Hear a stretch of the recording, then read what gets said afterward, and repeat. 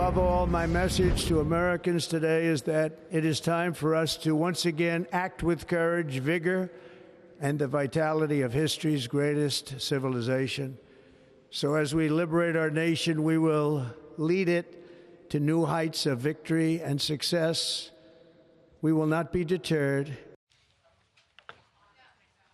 President Trump in the inauguration speech today, sworn in at 12:01 p.m. as the 47th President of the United States. We have a new panel with us. Mark Thiessen, Marie Harf, Kevin O'Leary, Sandra Smith, Mr. Wonderful. What does this mean the seconds after a new president? Is there something tangible economically that we will see or feel? I love the idea of giant economic union in North America to fend off China. That's basically a theme that, you know, what I love about Trump, he's very bombastic and he says outrageous things sometimes, but there's the noise and then there's the signals, I like to say. The signal, when he threw that idea of buying Canada out there, obviously hit with a big wall of concern where Canadians don't want to give up their sovereignty. But then he started telegraphing this idea of an economic union, the power of all those resources and energy and combined in one economic joint deal, so to speak, and then protecting the northern border. And all of a sudden, the polling in Canada went from 13%, you know, we're interested, to now this week 43%. It's kind of like, tell me more. What other ideas? Like, is there a common currency? What about trade without any tariffs? What about, you know, the idea of a uni passport, like quasi the same thing they have in Europe, so that each country could veto an immigrant coming in? There's a lot of interesting ideas being floated around. And so we're in a new era of a dangerous world where economy is power. Self-sufficiency of resources is power. Energy is power in the sense that you don't want to buy it from anybody else. And so here today, I don't know, I like to watch the schmoozing.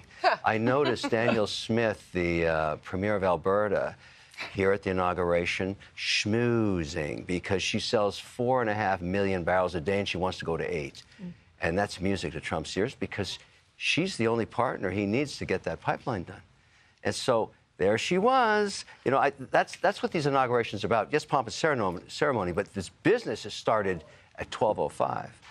We're in a new, interesting, dynamic thing going on here. And I hope that Trump is going to delay the tariffs, at least on the Canadians, till they have a chance to elect their leader. They're in the same cycle that we went through here in America. Giant red wave sweeping through, giving somebody new a 4-year mandate just like Trump has, and then the negotiations can begin. Right now, it's leaderless. I mean, it's rudderless, leaderless, whatever you want to call it.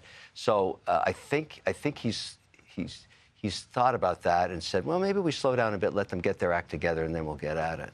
So since we have you, I want to ask you a question about the TikTok purchase. Oh, TikTok. Where does it stand? I live and breathe TikTok. Yeah, where does it stand? And you put a $20 billion offer on the table. Yep. And how was that received? So what we've learned, this is very interesting, and I don't yet know if this is the case with public companies, but every company in China has to issue what's called a secret golden share to the CPP, specifically the Supreme Leader, Xi.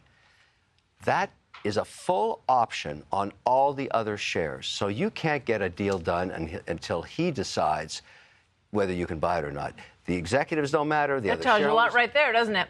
Well, the only person we can negotiate with is him. It's really Trump's deal now to work out with Xi. However, we have the laws in place here that we have to abide by. So no one's going to be buying TikTok until Xi decides, as the holder of the secret golden share, what he's going to do. And by the way, if these are also issued to public companies trading on the NASDAQ and on New York Stock Exchange, and they're not disclosed, I think there's going to be some big problems. Because I saw that post from Lindsey Graham saying, what is this golden share deal?